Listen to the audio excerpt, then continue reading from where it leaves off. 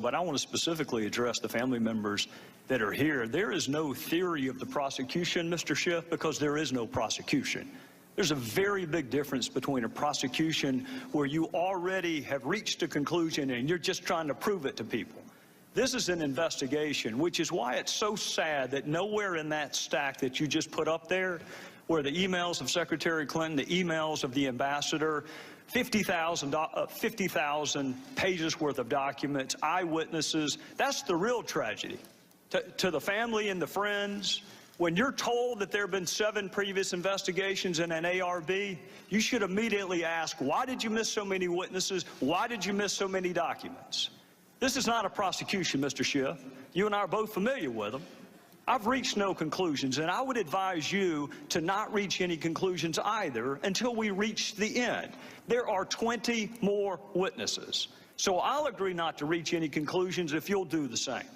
With that, Madam Secretary, regardless of where he ranked in the order of advisors, it is undisputed that a significant number of your emails were to or from a Sidney Blumenthal. Now, he did not work for the State Department. He didn't work for the U.S. government at all. He wanted to work for the State Department, but the White House said no to him. Do you recall who specifically at the White House rejected Sidney Blumenthal? No, I do not. After he was turned down for a job at the State Department by the White House, he went to work where? I think he had a number of consulting contracts with different entities. Well, if he had a number of them, do you recall any of them? I know that he did some work for my husband. Well, he worked for the Clinton Foundation. That's correct. Okay. He worked for Media Matters. I'm sure he did. He worked for Correct the Record. I'm sure he did. When you were asked about Sidney Blumenthal, you said he was an old friend who sent you unsolicited emails, which you passed on in some instances because you wanted to hear from people outside what you called the bubble. We will ignore for a second whether or not Sidney Blumenthal is outside the bubble, but I do want to ask you about a couple of those other comments, because what you left out was that he was an old friend who knew absolutely nothing about Libya, was critical of President Obama and others that you work with, loved to send you political and image advice, had business interests in Libya, which he not only alerted you to, but solicited your help for.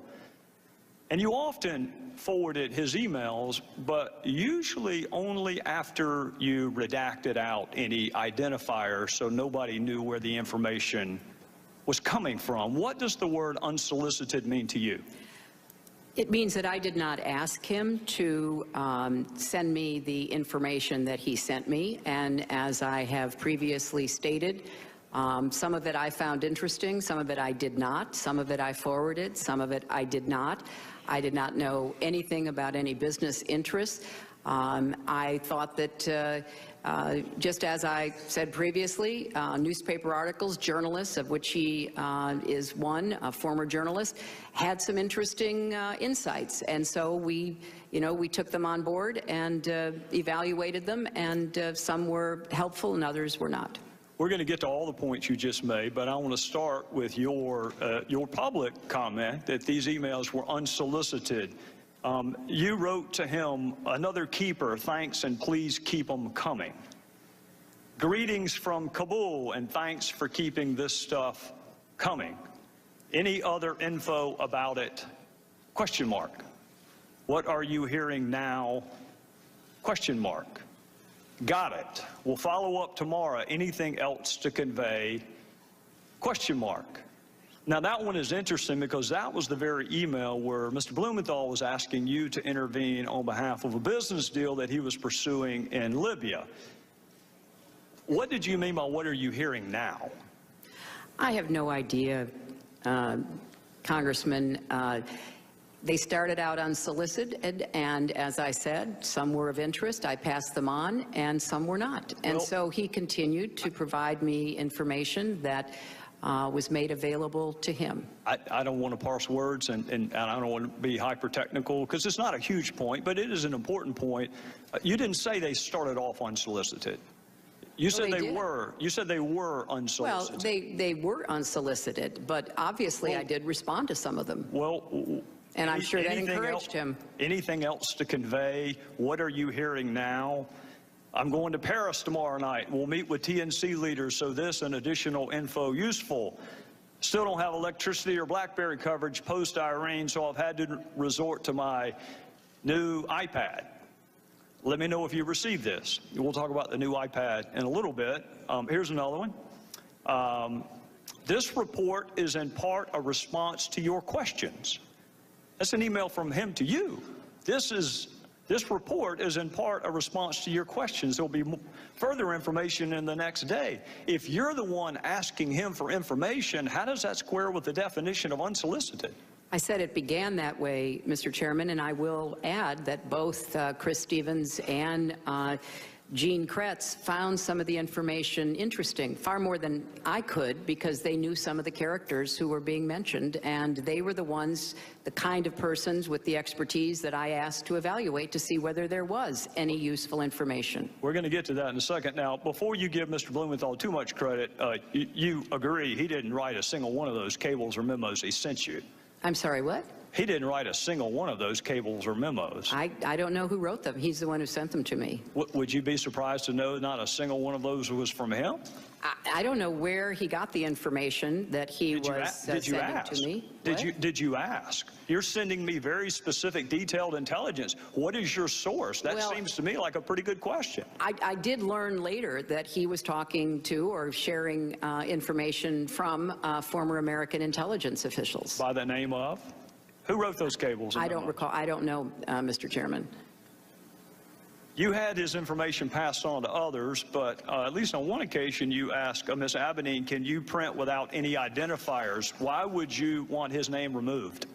Because I thought that it would be more important to just look at the substance and to make a determination as to whether or not there was anything to it. Well, don't people have a right to know the source of the information so they can determine credibility? But he wasn't, as you just said, the source of the information. But you didn't know that, Madam Secretary, and that's what you just said. No, Mr. Chairman. I said that I knew that he didn't have the sources to provide that information. I knew he was getting it from somewhere else. Whether he knew a lot of journalists, he knew others in Washington. It could have been a variety of people. Well, if you're going to determine credibility, don't you want to know the source? Well, it wasn't credibility so much as trying to follow the threads that were mentioned about individuals. And as I already stated, some of it was useful and some of it was not. Well, did the president know that Mr. Blumenthal was advising you?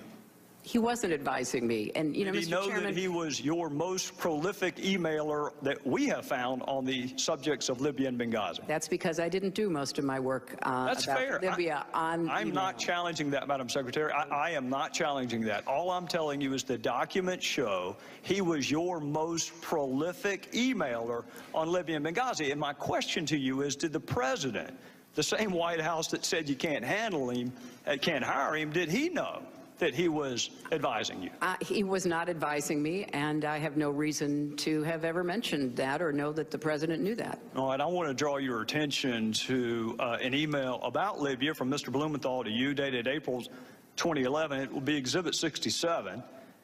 And this is informative. Should we pass on, and in parentheticals, unidentified to the White House? If you were going to pass something on to the White House, why would you take off the identifiers?